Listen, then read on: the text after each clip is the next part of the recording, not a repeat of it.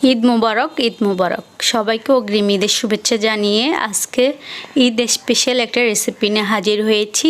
হে guess, আসসালামু আলাইকুম। আমি আশা করি আপনারা সবাই ভালো আছেন এবং আমিও ভালো আছি।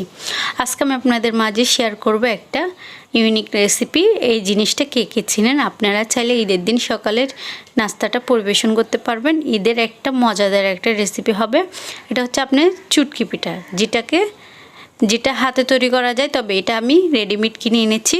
প্রথমে আপনারা কি করবেন, একটা হাঁড়িতে নিয়ে চুটকিগুলোকে একটু হালকাভাবে বেজে নেবেন। পুরাটাই বাজবেন না, বেশি বাজলে আবার তিতা হয়ে যাওয়ার সম্ভাবনা থাকে, না হয়তো নষ্ট হয়ে যাওয়ার সম্ভাবনা থাকে। সো আপনারা হালকা বেজে নেবেন, এভাবে একটু নেড়ে ছেড়ে নেবেন। কাঁচা রান্না করলে আপনার জিনিসটা গলে যাওয়ার সম্ভাবনা বেশি থাকে।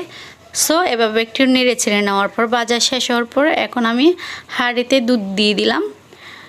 দুধ দিয়ে এর মধ্যে আমি দিয়ে দিব আপনার ফোলাও পাতা, যেটা সুগন্ধের জন্য ব্যবহার করতেছি। আপনারা চাইলে নাও করতে পারবেন, তবে এই পাতাটা দিলে একটু স্পেশাল একটা সুগন্ধি বের হয়, এটা অনেক ভালো লাগে। তো এরপর দিয়ে দিলাম আপনার দারচিনি, দিয়ে দিব তেজপাতা, এবার দিয়ে দিচ্ছি আপনার চিনিটা পরিমাণ মতন দিবেন, যে পরিমাণে মিষ্টি খেতে পারেন সে অনুযায়ী দিবেন। এরপরে দিয়ে দিলাম 3 চিমটি পরিমাণে লবণটা দিলে আপনার যে কোনো মিষ্টি জিনিসে স্বাদ বাড়ে। সো এবার একটু নেড়ে ছেড়ে ভালো করে গরম করে নিব। একদম দুধটাকে ফুটিয়ে ফেলবেন। ফুটে আসা এই পর্যায়ে এসে আমি এর মধ্যে দিয়ে দিব যে চুটকিটা বেজে রেখেছিলাম, ওইটাকে এখন আমি দুধের মধ্যে দিয়ে দিচ্ছি। দেখেন দুধটা আমার একদম গরম হয়ে গেছে। তারপরে এসে দিয়ে দিলাম এগুলো।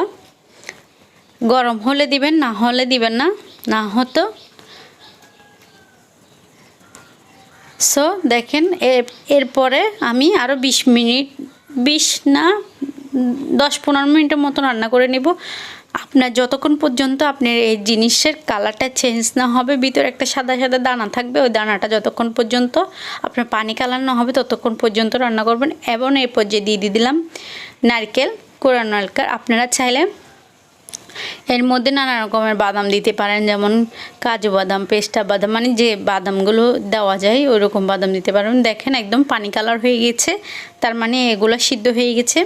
আপনারা কখন বুঝবেন? যখন পানি কালার হয়ে যাবে, ওটা সাদা সাদা দানা থেকে পানির মতন হয়ে যাবে, তখন বুঝবেন যে এটা সিদ্ধ হয়ে গেছে। এমনকি একটু পানি রাখবেন, না হয়তো এগুলো আপনার চুলা থেকে নামানোর পরে ঠান্ডা হওয়ার পরে একটু ঘন হয়ে যায়। সো এভাবে রান্না করে নেবেন, আর একটু অবশ্যই পানি রাখবেন। তো দেখলেন তো কত শর্টকাট একটা রেসিপি হয়ে গেল। সো আপনারা কে কোথা থেকে দেখতেছেন আমাকে কমেন্ট বক্সে জানাবেন। আর সবাইকে মাহের রমজানের বিদায় জানিয়ে ঈদের শুভেচ্ছা জানাচ্ছি। দেখতে দেখতে 1 মাসের রমজান শেষ হয়ে গেল। দেখেন কত ইয়ামি হচ্ছে। তো সবাই ভালো থাকবেন।